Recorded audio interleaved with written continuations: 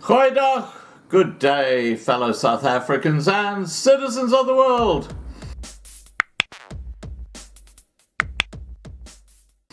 And you know, I've always said that Ramaphosa is as corrupt as the rest of his goons because a fish rots at the head.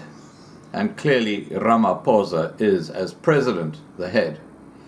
Now, it's interesting because since the lockdown nearly a year ago, there have been a few businesses that have not been basically shut down under the lockdown. And one of them just happens to be cattle auctions. Now, guess who has a large number of cattle on his farm? And guess who spends hundreds of thousands of rands on buying cattle at cattle auctions? Cyril Ramaphosa. Which brings me to this thought. Ramaphosa, amongst his many, many companies he's got a finger in, and you'll understand the context when you see this video, he owns McDonald's. 100% of McDonald's is owned by Ramaphosa. I'll leave you with this thought. If McDonald's could sell alcohol, would the alcohol ban be in place? I have my doubts. This man is using this lockdown to destroy other restaurants, well-established restaurants that have been critically damaged by nearly a year of having to turn away clients, having all sorts of restrictions put on them, while McDonald's, they basically carry on as if it's just a normal life day, which it isn't. Anyway, here comes this video, and you'll see how Glencore bought political privilege by selling, or not selling, giving Ramaphosa over 10% of a large company, and that came under triple B, double E, yep, black economic empowerment. Didn't go to John and Glovo in Soweto. No. It went to Cyril Hippo Eyes Ramaphosa. Well, Ramaphosa, you can go back in your swamp and wallow in it because we caught you out this time. And we have to thank Molefe, who was before the Zondo Commission, where he spills the beans on how it works at the top echelons of the ANC. Please remember to subscribe to be kept informed. Ring the bell for the updates. Please like this video, please share this video, and above all, please stay safe. Bye for now. Glencore did not conduct a due diligence on Optimum prior to the acquisition of the company and the contract. Nor had they bothered to acquaint themselves with how the coal supply agreement worked. This was in page 3 of his statement. In page 3 of his statement. Instead of conducting due diligence and understanding how the coal supply agreement worked, they did something extraordinary, Chairperson. They sold 9.64% of the shares in the newly acquired company to Mr. Cyril Ramaphosa, a political heavyweight, and made him chairman of the newly acquired company. That was a strategic decision to use the former Secretary General of the African National Congress and former Secretary General of the National Union of Mine Workers, a member of the National Executive Committee of the ANC at the time.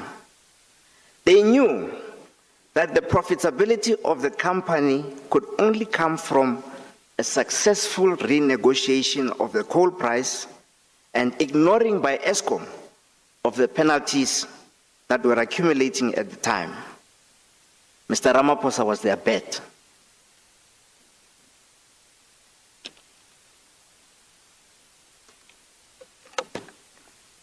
The profitability of Optimum was therefore dependent on the peddling of political influence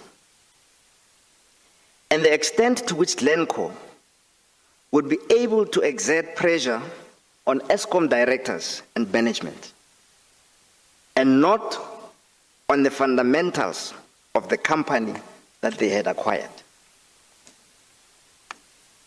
This, in my opinion, was the source of Glencore's problems. They had made their bed and needed to lie on it. It was unfair and arrogant of them to demand, as they were doing, that Eskom should effectively pay for the irresponsible manner in which they had tied themselves into the proverbial knot.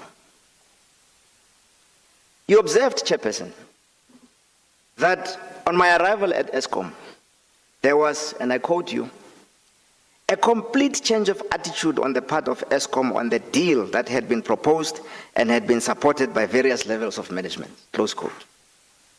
You were referring to the deal that had been entered into by Eskom management and Glencore to save Glencore's skin from the consequences of purchasing a company having not conducted due diligence. Optimum demanded that the price of coal be increased to 530 rand per ton and that the penalties of 2 billion should be written off.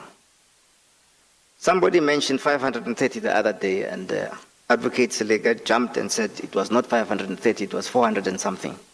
But Advocate Selega, when they came to me for the first time, the figure was 530. It may or may not have been written, but that is what I clearly recall. And they later on reduced it to what you refer to. But the original demand, at least to me, it was 530 rand per ton from 150. It was their opening negotiating position. 530 rand from 150 rand. An increase from 150 rand to 530 rand per ton would have meant a transfer of 6 billion rand from Eskom to Glencore over a period of 3 years, 2015 to 2018. Add to this the 2 billion write-off of the penalties that they were asking for. The amount that Glencore wanted Eskom to pay for their original mistake of not doing due diligence was 8 billion rand. 8 billion rand, Chairperson. Your observation that there was a complete change of attitude on the part of Eskom on the deal that had been proposed and had been supported by various levels of management when I arrived at Eskom is absolutely correct.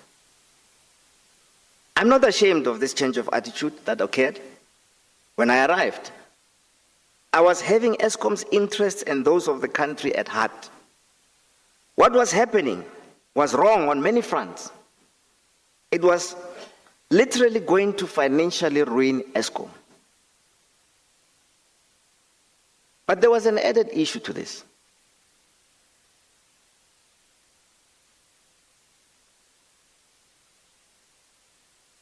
The Glencore position would have seen an inequitable situation. The poor and most vulnerable in the country would subsidize the dealings of the rich. There was no way that I could, with a clean conscience, attend public gatherings and meetings and shout from the rooftops that Soweto residents needed to pay their debt to Eskom, when I was allowing international corporates to disadvantage Eskom on many fronts. When I arrived at Eskom, a de facto board of the company had been established outside of the company in the form of a war room in the presidency. Management had to report to this war room.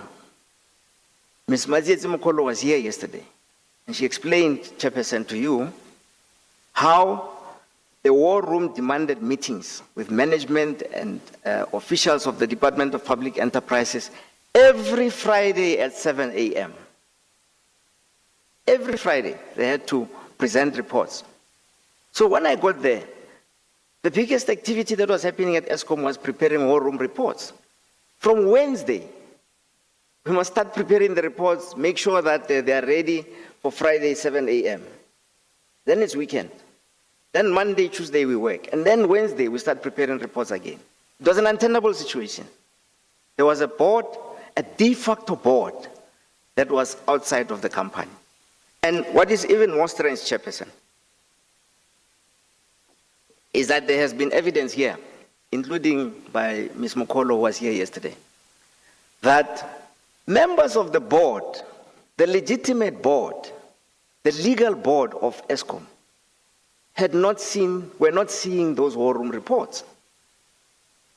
So, management was reporting to the war room.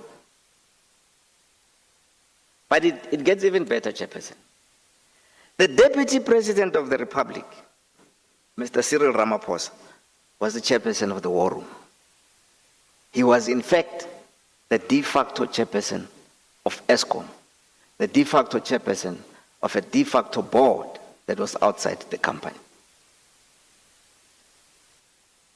Under my leadership, and the leadership of and the leadership and technical expertise of people like Mr. Koko and other engineers, the engineers at Eskom, the guardians as they call them, the employees of Eskom, who, when I was there, became very invigorated and determined to end load shedding. We defeated load shedding in August 2015. On the 8th of August 2015, we stopped load shedding. And we never had load shedding again for 3 years after I had left Eskom. Load shedding came back to Eskom after Mr. Cyril Ramaphosa, following the 1 billion rand Nasrec conference, was appointed president of the country. That's when load shedding came back. And after he was appointed president of the country, and he in turn appointed the smooth-talking and dictatorial Pravin Gordhan as Minister of Public Enterprises. The less I say about Pravin Gordhan, the better. As you see, Chairperson, despite his smooth talking, public enterprises are failing, and it appears that they are on a course to be sold to private interests. My suspicion is that, like the javelin, they will be thrown over the fence and be caught at the later stage. It's just a suspicion. To put it mildly, Chairperson, the situation made me sick. I found the behavior of Glencore and that of Mr. Cyril Ramaphosa to be revolting.